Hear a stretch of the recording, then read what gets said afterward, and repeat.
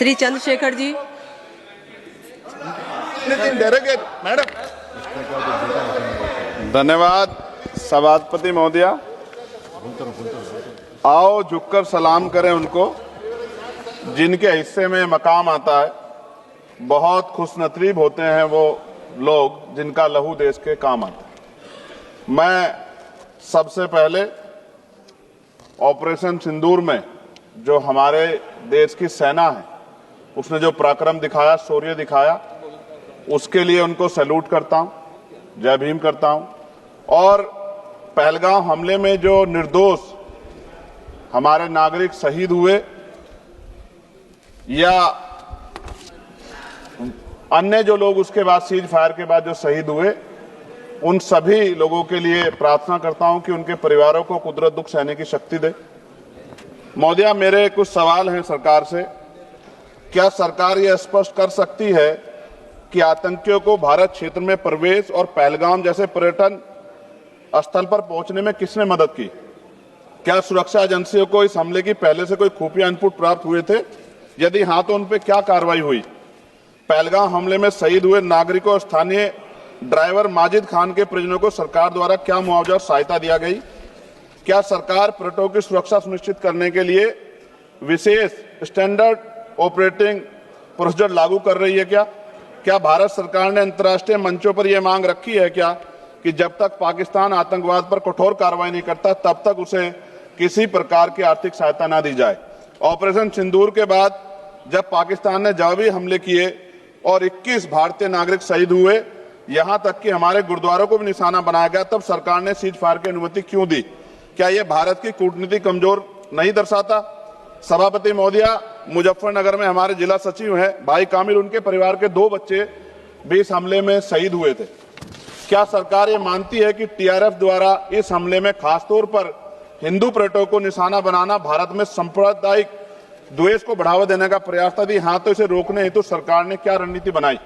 सरकार उस मुस्लिम pony operator को क्या सम्मान देगी जिसने अपनी जान देकर तीर्थयात्रियों की रक्षा की? क्या उसे शहीद घोषित किया जाएगा? पाकिस्तान को हाल ही में आईएमएफ द्वारा $2 अरब से अधिक की सहायता राशि दी गई है। क्या भारत ने औपचारिक रूप से आईएमएफ और अन्य वैश्विक संस्थाओं के समक्ष आपत्ति दर्ज कराई है? क्या सरकार ने जांचा है कि आईएमएफ या अन्य विदेशी मदद का कोई हिस्सा आतंकवादी गतिविधियों में उपयोग तो नहीं हो रहा है? क्या सरकार ये स्वीकार करती है कि पहलगाम हमले में खुफिया तंत्र पूरी तरह विफल रहा है? यदि हां तो कौन जिम्मेदार है और उसके विरुद्ध क्या कार्रवाई होगी? क्या सरकार स्पष्ट कर सकती है इतने भारी सुरक्षा प्रबंधों के बावजूद टीआरएफ जैसे आतंकवादी संगठन के सदस्य भारत में प्रवेश कैसे कर जाते हैं? क्या सरकार ये बताएगी पहलगाम जैसे संवेदनशील क्षेत्र में सुरक्षा समीक्षा अंतिम बार कब की गई थी और उसमें क्या कमियां चिन्हित की गई थी? प्रधानमंत्री जी ने इस हमले के बाद पहलगाम का दौरा क्यों नहीं किया जबकि देश भर में भावनात्मक उबाल था? क्या सरकार ने शहीद हुए नागरिकों के परिजनों को आर्थिक मदद व स्थायी सहायता प्रदान की? यदि हां तो उसका विवरण सदन में प्रस्तुत करें। महोदया, सरकार के लोग सेना के सम्मान की बात करते हैं। इस घटना के बाद सेना के जवान अमरनाथ यात्रा की ड्यूटी पर जा रहे थे, ऐसी रेल दी गई उनको जिसकी हालत बड़ी खराब थी। सेना के जवानों ने मना कर दिया कि हम इस रेल में नहीं बैठेंगे। 4 दिन बाद बदलनी पड़ी। और सरकार के नेताओं की भाषा देखिए, कर्नल सोफिया कुरैशी के बारे में किस तरह के शब्द यूज किए गए, इन पे भी हमें चिंता करनी चाहिए। देश की सेना के लिए मेरी मांग है महोदया कि सेना और अर्धसैनिक बलों के वेतन को टैक्स मुक्त किया जाए, बैटल ऑफ ऑनर से सम्मानित, क्योंकि ये इस समय ऐसा विषय चल रहा है कि देश की सेना पे हमें गौरव है, गर्व है, लेकिन जिस तरह से आतंकवादी गतिविधियां बढ़ी है, मेरी मांग है कि बैटल ऑफ ऑनर से सम्मानित चमार रेजिमेंट को बहाल किया जाए, Gurjar regiment, Mehtar regiment, Yadav regiment बनाए जाए, क्योंकि देश का जो किसान का मेरा उसके अंदर देश का जो गांव में रहने वाला जो व्यक्ति है उसके अंदर देश प्रेम का जज्बा बहुत जबरदस्त है। अगर इनको मौका मिलेगा तो शायद पाकिस्तान छोड़िए, चाइना की हिम्मत भी नहीं होगी कि हमारे देश की तरफ आंख उठा के देख ले। महोदया, बाबा साहब अंबेडकर कहते थे हम प्रथम और अंत्य भारतीय हैं। भारत के आन पे जब आंच आती है तो जिस तरह इस बार प्रदर्शन हुआ, एकजुट रहा देश, सारा विपक्ष हो पक्ष हो सब एकजुट रहे, ऐसे हमें एकजुट रहना चाहिए। अगर हम एकजुट रहेंगे तभी हम आतंकवादियों से लड़ पाएंगे। महोदया, 1965, 71, 1999 के युद्ध में किसी भी अरब देश ने पाकिस्तान का साथ नहीं दिया था, लेकिन आज एक एक भी अरब कंट्री हमारे फेवर में नहीं खड़ी। क्या हमें अपनी फॉरेन पॉलिसी पर नहीं सोचना चाहिए कि ऐसा क्या हो गया कि हमारी राजनीतिक जो भारतीय की लोकल राजनीति है, इसके चक्कर में क्या हमारी फॉरेन पॉलिसी या हमारे मित्रों को के मन में पीड़ा तो नहीं पहुंच रही है? पाकिस्तान ने कहा और आपने मान लिया, और आपने सीज फायर का आज रक्षा मंत्री जी को मैंने सुना, उन्होंने कहा भाई, उन्होंने कहा कि महाराज हाथ जोड़ते हैं, छोड़ो, उन्होंने कहा और आपने मान लिया। लेकिन फिर उसके बाद 10 तारीख को दोबारा से जो है ड्रोन उड़े और 15 लोग शहीद हुए, 43 लोग घायल हुए। हम अपने आम नागरिकों को क्यों, जबकि मान रहे हैं, मैंने रक्षा मंत्री जी को सुना, वो कह रहे हैं कि ऑपरेशन सिंदूर खत्म नहीं हुआ, ये रोका गया, इसका मतलब हमें खतरा है कि दोबारा भी हमला हो सकता है, पाकिस्तान अपनी हरकतों से बाज नहीं आ रहा है। तो हम अपने आम नागरिकों को और सेना के जवानों के जीवन को खतरे में क्यों डाल रहे हैं भविष्य में? क्या हमें इसके पुख्ता और परमानेंट इंतजाम नहीं करने चाहिए? जैसे अगर सरकार को, मैंने कई बार सुना सरकार के लोग अखंड भारत की बात करते हैं, इससे अच्छा मौका आपको काम मिलता। पीओक्यू लेने के बाद हमारे उत्तर प्रदेश के मुख्यमंत्री बार बार कहते कि चुनाव में कह रहे थे 6 महीने के बाद पीओक्यू इधर होगा, सरकार बन की, जनता ने तो मौका दे दिया, कहां है पीओक्यू? क्यों नहीं लेके आए इस बार आप लोग?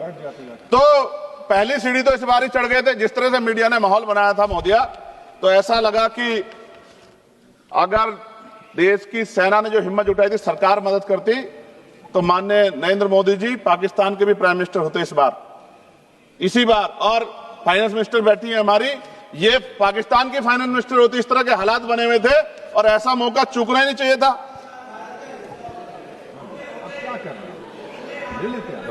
ले लेते, इससे अच्छा मौका कैसे मिलता?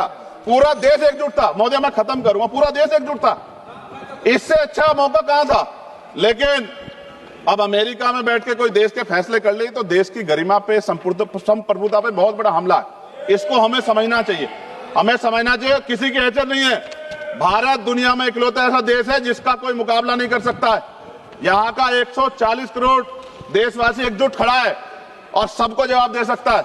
मोदी, आज खत्म करते हुए कहूंगा, अमरनाथ की यात्रा आ रही है अगस्त के फर्स्ट वीक में, चल भी रही है, नहीं चल रही। अनुराग भाई, आपको बोलने का मौका नहीं दिया, आप ये नाराजगी मेरे ऊपर मत उतारो। आप लड़ो ना उनसे, आप लड़ो चेयर से, मुझे काहे को करना। खत्म हो रही है अमरनाथ की यात्रा, खत्म होने वाले, सुरक्षा के पुख्ता इंतजाम होने चाहिए और दोबारा ऐसी कोई घटना ना हो। लेकिन अंत में महोदय मैं कहूंगा, आम लोगों की जान भी गई, क्या सरकार ने उन परिवारों को मुआवजा दिया है?